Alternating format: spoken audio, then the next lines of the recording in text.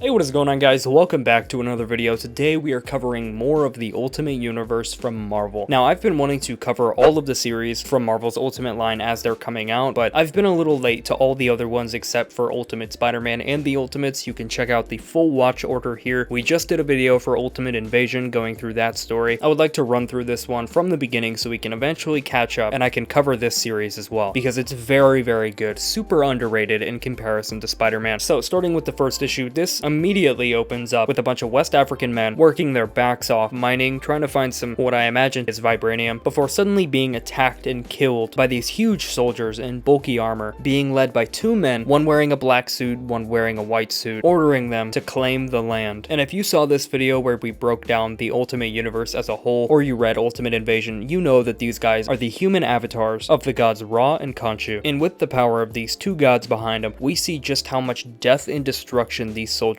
can bring, all the harm that they can cause. This village in very little time is completely wiped out, absolutely devastating the entire people, essentially for no reason. And in the trees, we get a quick look at these Wakandan spies that are basically having to bite their tongues, hold themselves back so they don't interfere, because they need to survive and report this back to their king. We then see this king, T'Challa himself, the Black Panther, awakening in his bed from a nightmare before his wife Okoye checks in on him asking if he's okay. "Nightmare, my king?" And he says, "My king, no pleasantries here. We are equals, Okoye." And she says, "Not in tradition, not in the eyes of the people. You are king, I am your wife, and I serve your throne." He then gets out of bed and says, "Traditions, yes," and then looks out at the city below him, saying, "Traditions must change." We then see him meet up with his still living father, who asks him, "Are you still plagued with the dreams? Perhaps the gods speak to you. Perhaps you are plagued because you will not listen." To which T'Challa says, "Perhaps the gods should make their wishes more clear." And then his father urges him to talk to the mother of the Voodoo Khan, which is basically this all-knowing fortune teller. They're basically to support and give advice and seek counsel with the king. But T'Challa says, no, they just want servitude. They just want the king to do what they want. Their advice is not to be trusted. And his father's like, fair enough, but you still need to recognize their power. And T'Challa says, their power lies in superstition, fear. Wakanda needs to be free of that. I'm not gonna rule because they're in my ear telling me what we need to be afraid of and then making actions based on that. So already we're seeing this super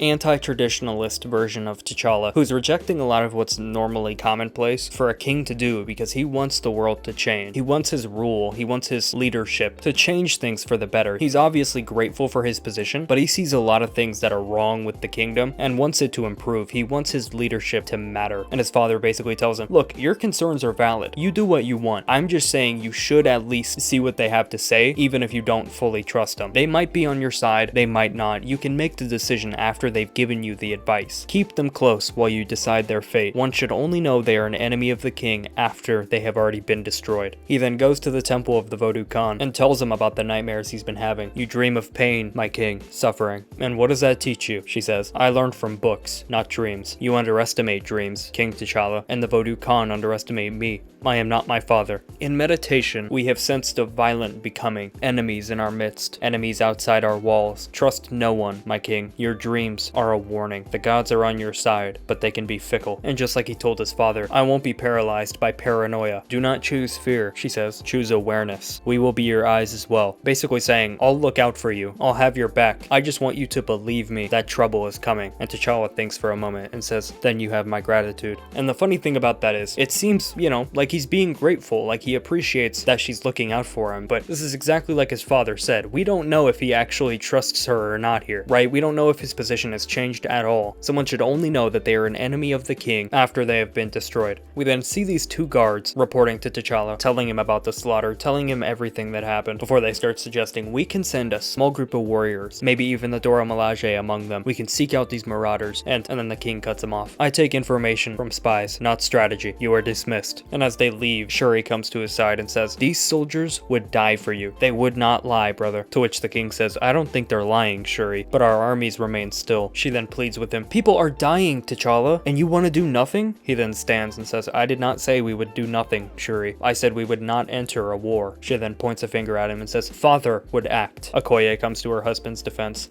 Shuri. Father is not king, and I did not say we wouldn't act. Basically thinking about what his father said, what the mother said, and also his own ambitions, his own goals about wanting to better Wakanda. That's not going to happen by putting his people's lives at risk and getting them into a war. All the while, his loyal soldiers and his sister are encouraging him to get into a war right after he was told not to trust anybody. So already, in the span of just a couple pages, we see all of these options that T'Challa is having to weigh against each other, these dreams that he's dealing with, all this feedback from people that he loves, and we start to see just how difficult it is for him to act as king. We need information, he says. We need to know what they want and why. Once we do, then we can consider a war. And in that time, more people will suffer, Shuri says. Okoye then interjects, this is wise. It's careful steps, certainty. We are unknown to the outside world, to these villages that are being attacked, and the armies that are attacking them. We have the element of surprise. That's an advantage we're only going to be able to use once. We then see more attacks in West Africa, as a little boy is playing with the ball on a beach, before it bounces over to one of the soldiers, who steps on it. And we see again this army storming the beach, about to kill this kid who sobs, falling to his knees on the ground, accepting his death, before blood splatters on his face, and he opens his eyes to see Killmonger himself, who just wiped out every single one of them, saying, hide, more are coming. These soldiers then send in a gunship, aiming right at Killmonger, before he says, my love,